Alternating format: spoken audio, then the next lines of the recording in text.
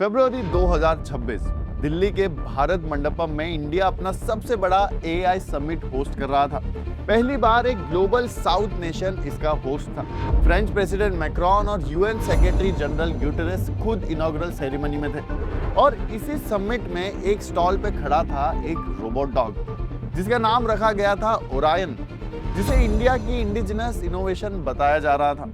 लेकिन इंटरनेट ने कुछ ही सेकंड्स में पहचान लिया कि ये ओरायन एक्चुअली यूनिट्री GO2 है, जो एक कमर्शियली अवेलेबल चाइनीज रोबोट है और इसकी प्राइस सिर्फ $2,800 है। और इसे गलगोटियाज यूनिवर्सिटी अपनी खुद की इन्वेंशन बता रही थी। IT मिनिस्टर अश्विनी वैष्णव ने खुद इस रोबो का वीडियो शेयर किया था सोशल मीडिया पे, और जब सच्चाई सामने आई तो उन्होंने वो वीडियो क्वाइटली डिलीट कर दिया। गलगोटियाज यूनिवर्सिटी को समिट से बाहर निकाल दिया गया। लेकिन इसी समिट में, इसी पूरे केओस के बीच एक दूसरी कहानी चल रही थी जिसने जेन्युइनली सबका ध्यान अपनी तरफ खींचा। पीएम मोदी खुद उस स्टॉल पे गए, एक स्मार्ट ग्लास टेस्ट किया जिसका नाम था सर्वम काजे, और बात की ऐसी एआई कंपनी से जो फेक नहीं थी, जो चाइना से कुछ इंपोर्ट नहीं कर रही थी और जो पूरी तरह से इंडियन थी।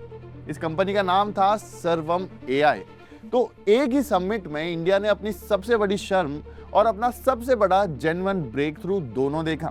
और आज हम समझेंगे कि असली इंडिया AI स्टोरी क्या है। मैं हूं आशीष रावत और ये चैनल है उन लोगों के लिए जो सिर्फ न्यूज नहीं, असली पिक्चर देखना चाहते हैं। अगर ये आपका पहला वीडियो है तो सब्सक्राइब जरूर कीजिए, ये पक्का काम आएगा। पहले ये समझो कि सर्वम AI की वैल्यू एक्चुअली कितनी बड़ी है, क्योंकि नंबर्स जेन्युइनली शॉकिंग है। जून 2026 में HCL टेक ने 1427 करोड़ यानी $150 मिलियन सर्वम AI में इन्वेस्ट किया, सिर्फ 10.46% स्टेक के लिए। और इस एक डील ने सर्वम को $1.5 बिलियन की वैल्यूएशन पे पहुंचा दिया और ये इंडिया का नया यूनिकॉर्न बन गया। ये नंबर इतना मैसिव है कि दिसंबर 2023 में सर्वम की वैल्यूएशन सिर्फ $110 मिलियन थी। मतलब सिर्फ 2 साल में 13% से ज्यादा ग्रोथ। और सिर्फ HCL टेक नहीं, Nvidia, Bessemer venture partners, PeakXV और खोसला वेंचर्स ऐसे ग्लोबल नेम्स इस राउंड में इन्वेस्ट कर रहे हैं। सर्वम के को फाउंडर विवेक राघवन ने एक लाइन कही जो इस पूरी स्टोरी के एसेंस को कैप्चर करती है। Intelligence can not be rented and access does not mean ownership. और ये समझना बहुत जरूरी है, क्योंकि ये लाइन सिर्फ एक कंपनी के बारे में नहीं है, ये पूरे इंडिया के AI फ्यूचर के बारे में है। अब समझते हैं कि इंडिया को अपना खुद का AI क्यों चाहिए, क्योंकि ये सिर्फ एक बिजनेस अपॉर्चुनिटी नहीं, ये एक स्ट्रेटेजिक नेसेसिटी है। India globally almost 20% data generate करता है, लेकिन ग्लोबल AI कंपाउंडिंग पावर का 5% से कम कंट्रोल करता है। मतलब इंडिया अपना खुद का डेटा क्रिएट करता है, लेकिन उसकी प्रोसेसिंग पावर किसी और के हाथ में है। इसका डायरेक्ट फाइनेंशियल इंपैक्ट भी है। जब Indian companies foreign AI platforms use करती है तो continuous dollar denominated API fees पे करती है। मतलब domestic resource offshore take Giants की तरफ फ्लो हो रहे हैं। और जियोपॉलिटिकली देखा जाए तो ये और भी ज्यादा क्रिटिकल है। रिसेंटली US रेस्ट्रिक्शंस ने एडवांस्ड AI मॉडल्स तक एक्सेस लिमिट कर दिया, और अगर इंडिया अपनी खुद की फाउंडेशनल मॉडल्स नहीं बनाता तो वो ऐसे एक्सपोर्ट कंट्रोल्स के लिए परमानेंटली वल्नरेबल रहेगा। डिफेंस, बैंकिंग और गवर्नमेंट टेक्नोलॉजी जैसे सेक्टर्स के लिए तो सोवरेन AI एक मस्ट है, क्योंकि सेंसिटिव इंडियन डेटा को डोमेस्टिक इंफ्रास्ट्रक्चर पे ही प्रोसेस होना चाहिए।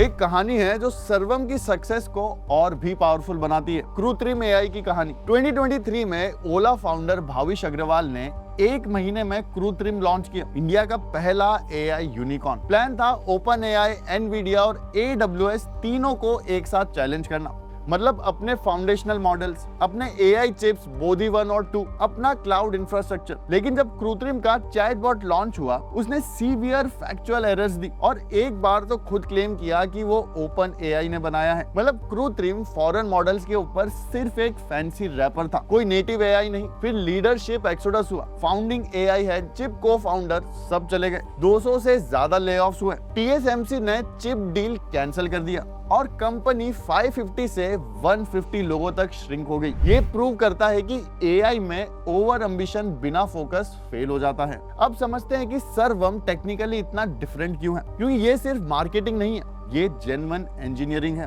ग्लोबल एआई मॉडल्स जो यूएस या चाइना में बनते हैं इंग्लिश फर्स्ट अप्रोच यूज करते हैं और इंडियन लैंग्वेजेस को ट्रांसलेशन लेयर्स के थ्रू प्रोसेस करते हैं, जिससे वो रोबोटिक और कल्चरली इनएक्यूरेट आउटपुट्स देता है। सर्वम ने अपने मॉडल्स को इंडियन डेटाबेस पे स्क्रैच से ट्रेन किया है ताकि वो समझ सके कि राजस्थान के गांव की हिंदी और दिल्ली की हिंदी स्ट्रक्चरली अलग है और इंग्लिश जैसे कोड मिक्स इनपुट्स को भी नेचुरली समझ सके। और एक टेक्निकल प्रॉब्लम जो बहुत अंडररेटेड है, token tax. Global AI systems Indian scripts को प्रोसेस करने के लिए 5 गुना ज्यादा कंप्यूटेशनल टोकन्स यूज करते हैं इंग्लिश के मुकाबले, मतलब ज्यादा कॉस्ट ज्यादा टाइम। सर्वम ने अपने प्रोप्राइटरी टोकनाइजर्स बनाए 22 शेड्यूल्ड लैंग्वेज और 12 स्क्रिप्ट्स के लिए, जिससे प्रोसेसिंग ड्रामेटिकली चीप और फास्ट हो गई। इतनी चीप कि सर्वम अपना वॉइस एआई एजेंट 1 रुपी पर मिनट पे प्राइस कर सकता है, जो ग्लोबल कॉम्पिटिटर से 2 से 5 गुना ज्यादा चीपर है। सर्वम एज ये एक ऐसा फीचर है जो जेन्युइनली गेम चेंजर है। Global AI heavily massive energy hungry cloud data centres पे डिपेंड करते हैं, लेकिन सर्वम अपनी इंटेलिजेंस डायरेक्टली कंज्यूमर हार्डवेयर पे पुश कर रहा है। सर्वम एज के थ्रू कंपनी ने कॉम्पैक्ट एफिशिएंट मॉडल्स बनाए हैं जो सीधा स्मार्टफोन्स और लैपटॉप्स पे चल सकते हैं बिना इंटरनेट कनेक्शन के। इसका मतलब है zero latency response, complete data privacy क्योंकि डेटा डिवाइस से बाहर ही नहीं जाता, और जीरो पर क्वेरी क्लाउड कॉस्ट। ये रूरल इंडिया के लिए जेन्युइनली ट्रांसफॉर्मेटिव है। जहां इंटरनेट कनेक्टिविटी पुअर है, एक किसान एग्रीकल्चर डेटा एक्सेस कर सकता है, कोई माइक्रो लोन के लिए अप्लाई कर सकता है, सब कुछ ऑफलाइन, सब कुछ वॉइस में और सब कुछ अपनी लैंग्वेज में। ये वो एआई है जो सिर्फ क्लाइंट्स के लिए नहीं, पूरे इंडिया के लिए डिजाइन हुआ है। अब आते हैं वो हिस्से पे जो जेन्युइनली कंसर्निंग है, क्योंकि सर्वम के आगे मैसिव चैलेंजेस है। सबसे पहला चैलेंज है कैपिटल एसिमेट्री। सर्वम का $234 मिलियन सीरीज बी इंडिया के लिए हिस्टोरिक है, लेकिन ओपन एआई और एंथ्रोपिक जैसी companies routinely tens of millions of dollars raise करती है और ये गैप मैसिव है। दूसरा इशू है जीपीयू बॉटलनेक। इंडिया के पास अपना सेमीकंडक्टर मैन्युफैक्चरिंग नहीं है, तो सर्वम कंप्लीटली एनवीडिया जैसे फॉरेन चिप मेकर पर डिपेंड करता है और कोई भी यूएस एक्सपोर्ट कंट्रोल डायरेक्टली सर्वम की ट्रेनिंग कैपेसिटी को थ्रेट कर सकती है। तीसरा है इंफ्रास्ट्रक्चर मिसमैच। इंडिया दुनिया का 20% डिजिटल डेटा जनरेट करता है, लेकिन सिर्फ 3% global data centre capacity hold करता है। मॉर्गन स्टैनली ने भी एग्जीक्यूशन रिस्क फ्लैग किया है, क्योंकि अर्ली स्टेज एआई वेंचर्स का सक्सेस रेशियो लो होता है और सर्वम को अपनी $1.5 बिलियन वैल्यूएशन जस्टिफाई करने के लिए रैपिडली रेवेन्यू जनरेट करना होगा। और सबसे बड़ा चैलेंज है गूगल, माइक्रोसॉफ्ट, मेटा और ओपन एआई जैसे जाइंट्स, जो इमर्जिंग मार्केट्स में एग्रेसिवली चीप या फ्री प्राइसिंग ऑफर करते हैं, जिससे लोकल प्लेयर्स के लिए स्केल करना मुश्किल हो जाता है। एक चीज जो जेन्युइनली साइफाई लगती है लेकिन रियल है, सर्वम एआई स्पेस में अपना डेटा सेंटर भेज रहा है। कंपनी ने स्पेस टेक स्टार्टअप पिक्सल के साथ पार्टनरशिप की है द पाथफाइंडर बनाने के लिए, और ये इंडिया का सबसे पहला sub orbital data centre satellite है जो 2026 के एंड तक लॉन्च होने वाला है। इसके अंदर जीपीयूज होंगे जो डायरेक्टली स्पेस में एआई ट्रेनिंग और रियल टाइम प्रोसेसिंग टेस्ट करेंगे। मतलब डेटा सेंटर अब सिर्फ जमीन पे नहीं रहेगा, ऑर्बिट में भी होगा। और ये सिर्फ एक्सपेरिमेंट नहीं है, सर्वम जमीन पे भी मैसिव इंफ्रास्ट्रक्चर बना रहा है। ओडिशा में 50 मेगावाट की एआई ऑप्टिमाइज फैसिलिटी जो नेशन वाइड कम्यूट ग्रिड बन सकती है, और तमिलनाडु में 20 MB का डेटा सेंटर जिसका नाम है डिजिटल संगम, और ये इंडिया का पहला सोवरेन एआई रिसर्च पार्क होगा। ये प्रूव करता है कि सर्वम सिर्फ एक एआई कंपनी नहीं बनना चाहता, वो इंडिया का पूरा एआई इंफ्रास्ट्रक्चर बैकबोन बनना चाहता है, जमीन से लेके ऑर्बिट तक। तो मेरा ये सोचना है कि सर्वम एआई इंडिया के लिए जेन्युइनली इंपॉर्टेंट है, सिर्फ इसलिए नहीं कि वो एक ग्लोबल बिजनेस है, बल्कि इसीलिए कि वो एक स्ट्रक्चरल प्रॉब्लम सॉल्व कर रहा है जो इंडिया की लॉन्ग टर्म एआई सोवरेनिटी के लिए क्रिटिकल है। कृत्रिम का फेलियर प्रूव करता है कि हाइप चेस करना फैटल है, और सर्वम की सक्सेस प्रूव करता है कि डीप टेक्निकल फोकस और B2B डिसिप्लिन जेन्युइनली जीत सकता है।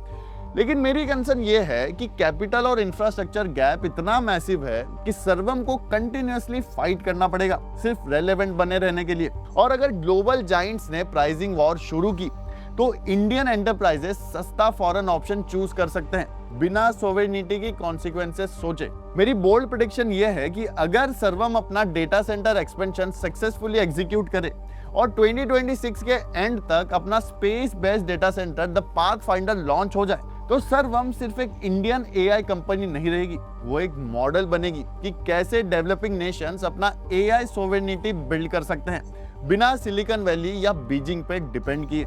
एक लाइन में देखें तो वही समिट जहां एक फेक चाइनीज रोबोट डॉग ने इंडिया को शर्मिंदा किया, उसी समिट में एक रियल इंडियन एआई कंपनी ने प्रूव कर दिया कि जेन्युइन इनोवेशन फेक इनोवेशन से कई ज्यादा पावरफुल होती है।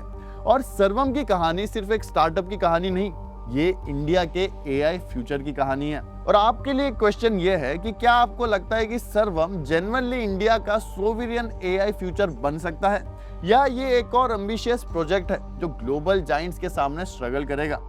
कमेंट्स में जरूर बताइए, क्योंकि दुनिया को समझना सबसे बड़ा इन्वेस्टमेंट है जो आप कर सकते हैं। मैं हूं आशीष, मिलते हैं अगली केस स्टडी में एक और इंपॉर्टेंट टॉपिक के साथ। जय हिंद।